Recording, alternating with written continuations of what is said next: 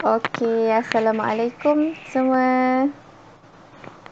Waalaikumsalam, teacher. Okey, selamat pagi. Hari ni semua dah sarapan ke belum? Dah, teacher. Dah. Bagusnya.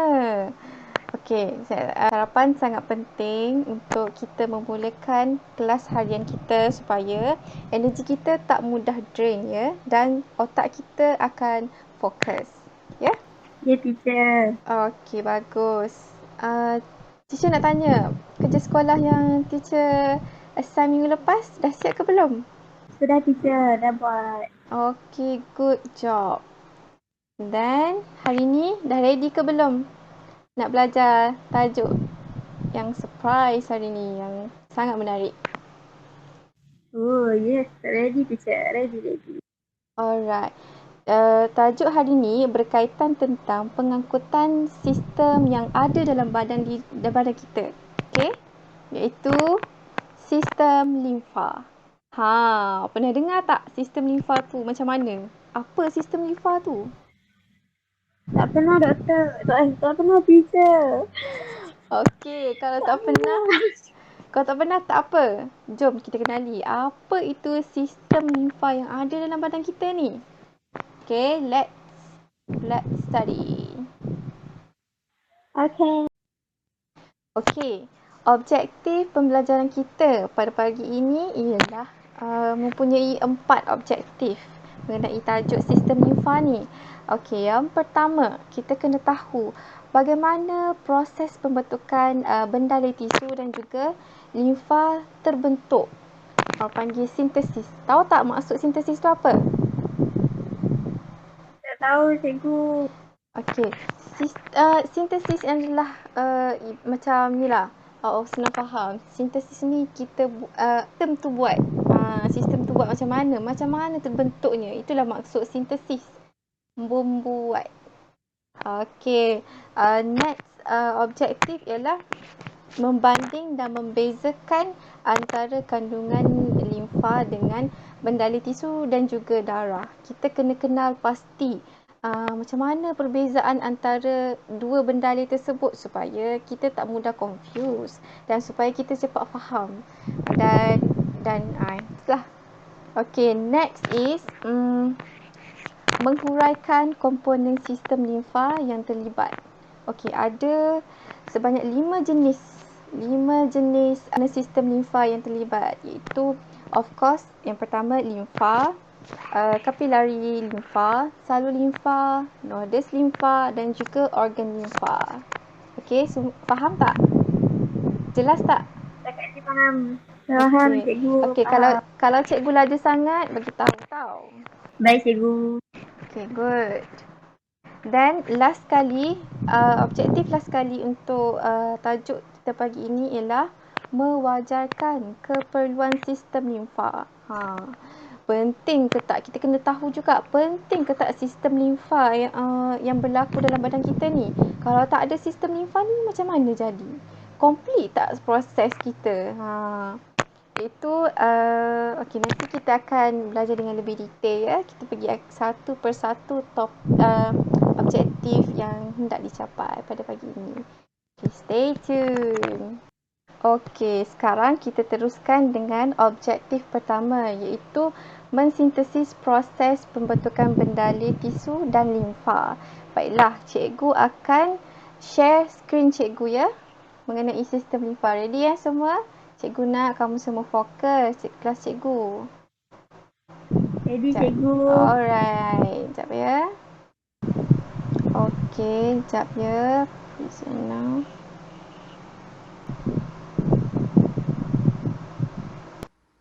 Okey, baiklah. Sebelum tu, cikgu nak kamu kenal pasti dahulu. Okey, perhatikan apa yang cikgu tunjuk ya. Ini adalah keratan rentas kapilari untuk cikgu buat untuk sistem limfa. Okey, yang pertama kita tengok yang bahagian sini adalah arteriole, kapilari darah, and then ada salur limfa. Kapilari limfa yang warna kuning ni, nodus limfa, injap, ada sel badan, ada vena, ada vena dan juga ductus thorax. Baiklah, cikgu akan mulakan. Okey, seperti yang kita tahu, jantung merupakan salah satu fungsi dia ialah untuk mengepam darah dalam badan. Okey, apabila darah dipam keluar daripada jantung, mengalir masuk ke arteri, kan? So, apabila masuk ke arteri, dia akan melalui arteriole. And then, dia akan pass juga kepada kapilari darah. Okey, darah yang masuk pada kawasan arteriole ni adalah yang bertekanan tinggi. Darah yang bertekanan tinggi ni ataupun dikenali sebagai tekanan hidrostatik. Tekanan hidrostatik ni disebabkan oleh dua faktor, iaitu yang first ialah daya pengepaman jantung kita. Okay, bayangkan jantung kita. Okay, bila jantung mengepam darah yang keluar daripada jantung tu adalah bertekanan tinggi dan akan mengalir masuk ke arteriole dan kapilari darah. Faktor yang kedua ialah disebabkan oleh diameter lumen. Tengok ni. Lumen dia kecil. Apabila lumen kecil, dia akan menghasilkan tekanan tinggi. Sebagai contohlah, awak nak siram pokok bunga ataupun nak basuh kereta kan, awak guna getah pipe. Awak nak air tu mengalir dengan laju apabila awak pancupkan air kan. Of course kita akan mengecilkan diameter keluasan air tu keluar daripada getah pipe kan. So, pengaliran air akan menjadi laju. Begitu juga konsep darah apabila melalui salur arteri ni yang mempunyai lumen yang sekecil ni mampu menghasilkan tekanan yang tinggi. Okey, tekanan tinggi akan menyebabkan plasma darah yang akan mengalir dalam ni meresap keluar secara berterusan dari kapilari dan masuk ke ruang antara sel. Okey, ini sel badan. Apabila tekanan tinggi, plasma darah akan terturas masuk ke ruang antara sel. Itu ataupun sel badan dan akan membasahi tisu-tisu badan yang ada ni. Kecuali yang tak boleh keluar dari terus ialah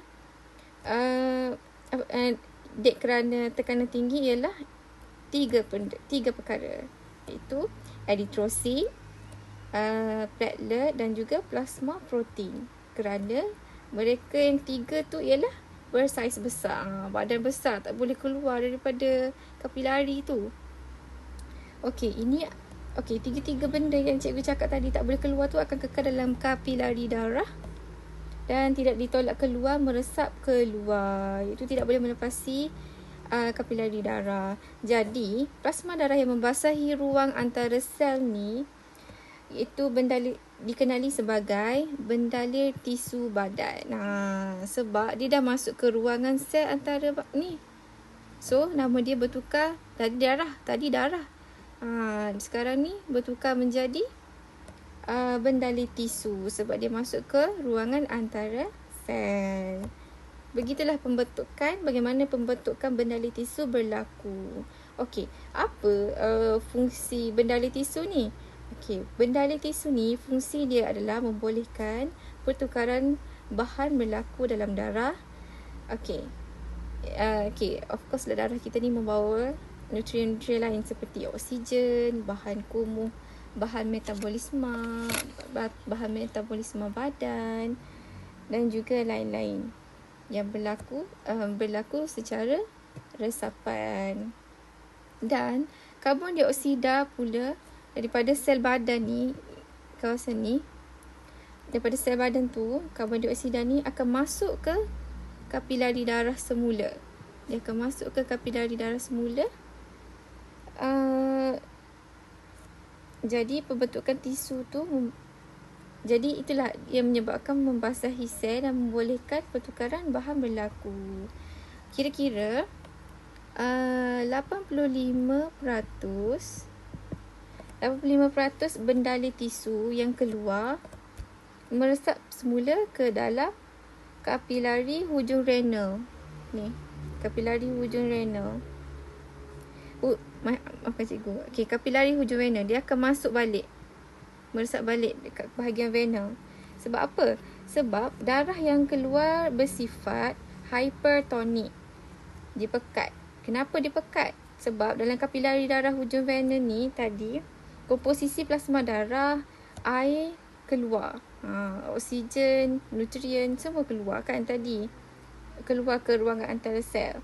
Bila cecair keluar pada arteriol tadi, maka yang darah, plasma darah yang masuk balik ke kapilari darah ni akan bersifat menjadi larutan hypotonik dan mengalir pada tekanan yang rendah. Okey, kawasan ni jadi tekanan rendah. Ini membolehkan 85% tadi bendali tisu tadi meresap masuk semula ke dalam kapilari darah. Jadi 50% lagi, mana hilang 50% lagi?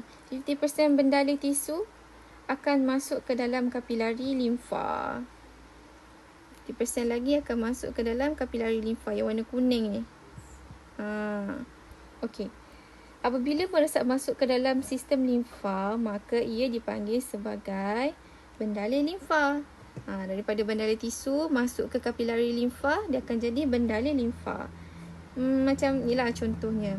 Awak kat rumah, mak panggil awak Kak Long. Bila datang sekolah, kawan-kawan panggil awak Aisyah. Itu bezanya. Dia tukar nama je, tapi dia sama je bendanya. Okey. Bendali yang masuk ke dalam kapilari limfa tadi ni, dia akan bawa semula air, garam mineral, antibody dan juga hormon serta bahan buangan metabolisme badan kembali ke sistem peredaran darah. Okey, melalui kapilari limfa ni dia akan hantar pula ke kapilari darah. Okey, kapilari dihantar semula kepada sistem peredaran darah. Jadi begitulah pembentukan bendali tisu dan juga bendali limfa. Okey, faham tak? Semua boleh tak? Baiklah, untuk meneruskan objektif yang seterusnya, iaitu yang kedua, cikgu nak kamu semua buka buku teks pada halaman muka surat 190. Okey, untuk objektif yang kedua yang hendak perlu kita capai ialah membanding dan membezakan antara kandungan limfa dengan bendali tisu dan juga kandungan limfa dengan darah. Okey, yang pertama ialah perbezaan. Cikgu akan beritahu perbezaan limfa dan juga bendali tisu. Okey, limfa mempunyai kandungan lemak dan bahan larut yang tinggi berbanding bendali tisu mempunyai kandungan lemak dan bahan larut lemak yang sangat rendah. Yang kedua ialah kandungan limfosit yang tinggi dalam limfa, cecair limfa, dan bendali tisu pula mempunyai limfosit yang rendah. Itu adalah perbezaan antara kandungan limfa dan juga bendali tisu. Okey, persamaan untuk kedua-dua benda cecair ini ialah kedua-dua mempunyai plasma tanpa protein, ada eritrosit dan juga platelet. Okey, yang kedua ialah persamaan dan perbezaan dari segi kandungan limfa dengan kandungan darah. Okey, kandungan limfa perbezaannya dengan darah. Kandungan limfa ni dia tak mengandungi protein plasma, eritrosit dan juga platelet. Tapi darah ni mempunyai protein plasma, eritrosit dan platelet. Darah ada, kandungan limfa tak ada. Ya, okey. Yang persamaan bagi kedua-dua bendali ini, iaitu limfa dan juga darah, ialah mempunyai semua kandungan plasma seperti kandungan zat-zat nutrien dia, hormon, enzim dan juga bahan buangan sel, gas respirasi dan juga glikosid. Okey, satu lagi cikgu nak kongsikan dengan kamu. Dinding kapilari limfa ni terdiri daripada satu lapisan sel sahaja. Yang cikgu beritahu awal-awal tadi yang masa tunjuk rajah sistem limfa tu. Dan juga kapilari limfa ni berbeza dengan kapilari darah tau. Jangan cakap sama pula. Sangat berbeza. Okey, kerana salah satu hujung kapilari limfa ni ada bentuk dia macam bunjuk pula. Dia macam buntu atau tertutup, sementara hujung yang satu lagi ni dihubungkan dengan salur limfa. Okey, seterusnya kita beralih pula kepada objektif yang ketiga, iaitu kita perlu menghuraikan komponen-komponen yang terlibat dalam sistem limfa. Ada 5 komponen penting, iaitu limfa, kapilari limfa, salur limfa, nodes limfa dan juga organ limfa. Baiklah, minggu lepas cikgu ada pesankan suruh buat background reading sikit pasal sistem limfa yang kita akan belajar pada hari ini. So kan cikgu ada minta senaraikan organ limfa punya function. Okey. Boleh tak? Boleh tak kongsi dengan cikgu apa fungsi dia? Boleh, Okey. cikgu. Alright. Okay. Kongsi sedikit apa yang kamu ada. Okey. Silakan. Limfa, fungsi dia menyaring sel darah merah yang rosak dan pelihara serta menjaga sistem imunisasi tubuh dengan baik. Next.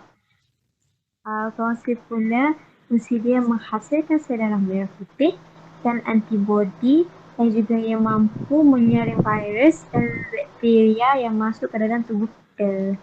Yang terakhir ialah kelenjar thymus. Fungsi dia menghasilkan sel darah putih, contohnya limfosit. Okay, good. Faham tak function-function yang ada tu? Itu semua adalah terlibat dalam menjayakan sistem, merupakan komponen yang sangat penting yang menjayakan sistem limfa yang ada dalam badan kita.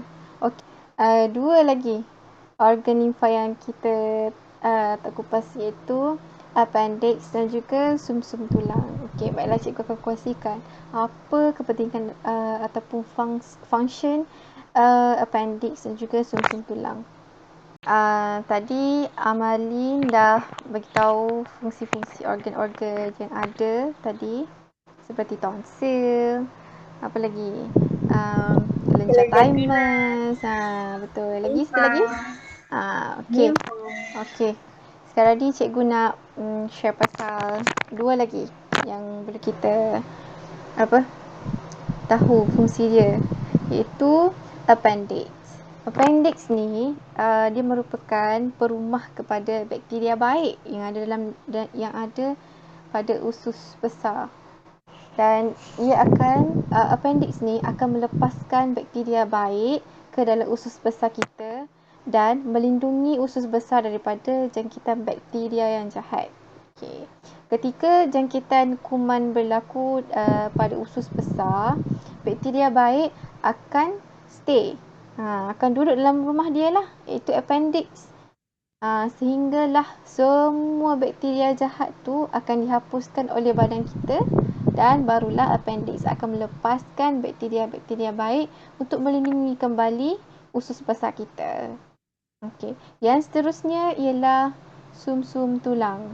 Sumsum tulang ni dia menghasilkan sel darah merah, merupakan tapak utama yang menghasilkan sel darah merah. Kita pergi kepada halaman seterusnya, iaitu halaman 192. Sekarang buka, cikgu nak kamu semua fokus. Okey. Mewajarkan sistem limfa. Adakah wajar sistem limfa berlaku dalam badan kita? Adakah wajar proses tersebut berlaku? Okey, cikgu akan kongsikan. Wajar. Okey, first, keperluan sistem limfa kepada badan kita ialah sebagai pertahanan badan. Okey, nodes limfa berfungsi untuk menghasilkan dan menyimpan limfosit, iaitu sel darah putih yang terlibat dalam penghasilan antibodi. Pentingnya sebab kita boleh menghasilkan antibodi. Okey, yang kedua ialah pengangkutan bahan larut lemak. Tadi kan kita dah cakap pasal perbezaan limfa dan juga bendalih tisu. Limfa kan mempunyai bahan larut lemak yang sangat tinggi. Okey. Kenapa pentingnya ada pengangkutan bahan larut lemak ni? Okey, lemak dan bahan larut lemak ni meresap masuk ke dalam laktil dalam vilus usus kecil kita. Laktil ni merupakan kapilari limfa. Nama dia laktil, kapilari limfa.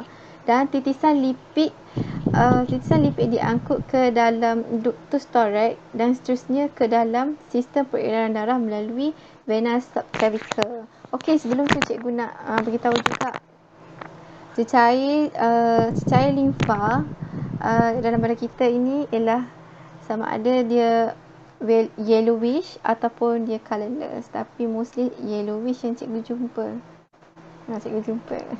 Okey, next is keperluan sistem limfa kepada badan manusia ialah sebagai pelengkap kepada sistem peredaran darah.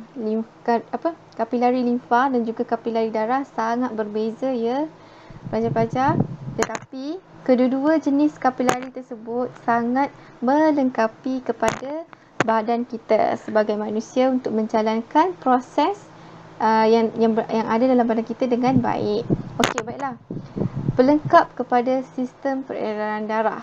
Sistem limfa ni mengembalikan bendalih tisu berlebihan yang berada di dalam pada ruang antara sel ke dalam aliran darah yang akan bawa balik sel-sel yang terkeluar tadi disebabkan tekanan tinggi. Jadi komposisi tekanan dan isi padu darah dikekalkan pada julat normal. That's why kena ada sistem peredaran sistem limfa ni sebab dia dapat menormalkan balik julat dan juga tekanan yang ada pada badan kita, tekanan darah. Okey, itu sahaja untuk kelas kita pada pagi ini. Selesai sudah 4 objektif yang kita perlu capai dan cikgu nak Aisyah huraikan ataupun recap balik apa yang Aisyah dapat belajar pada pagi ini. Boleh? Boleh cikgu. Okey, cikgu nak minta Aisyah recap balik apa yang Aisyah belajar pada pagi ini. Boleh? Boleh cikgu. Okey, silakan. Okey. Untuk kelas hari ini saya belajar tentang gambaran peredaran yang masuk dari arteri yang berkelajuan tinggi, bertekanan tinggi. Bertekanan tinggi. Keluar dekat vilus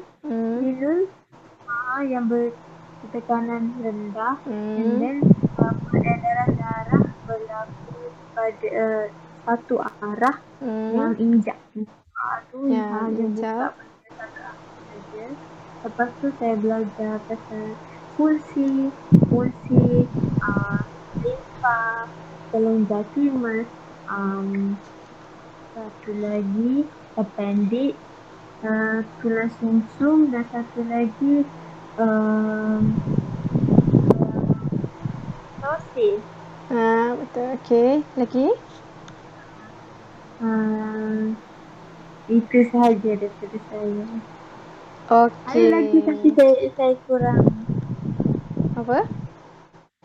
Ada lagi tapi saya ingat yang tu je. Okey, tak apa. Ingat yang tu je, cikgu dah rasa okey lah. Sebab at least kamu dapat tangkap lah apa yang cikgu ajarkan pada pagi ni. Okey. Next is kita akan adakan sesi untuk permainan. Kita kena bermain sambil belajar.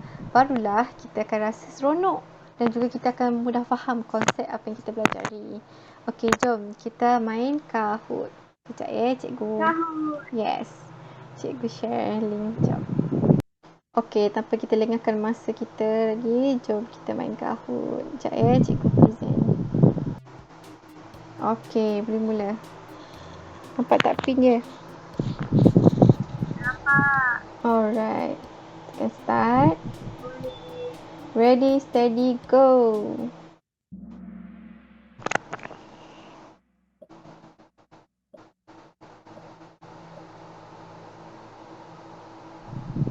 pendalir daripada kapilari darah terbentuk dalam ruang antara sel dikenali sebagai. Okay, nice Amalie. Pantas. Okay, next is, apakah bendalir X? Uish, bendalir limfa. Pantas. Okay. Fungsi tonsil adalah menghasilkan sel darah putih dan antibody. True or false? Okay, good. Okay, next is, antara yang berikut yang manakah tidak terdapat dalam bendalir tisu?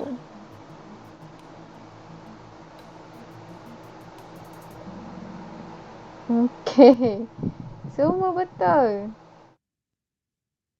Okay, last. Fungsi nodus limfa adalah mengangkut asid lemak. True or false? Okay.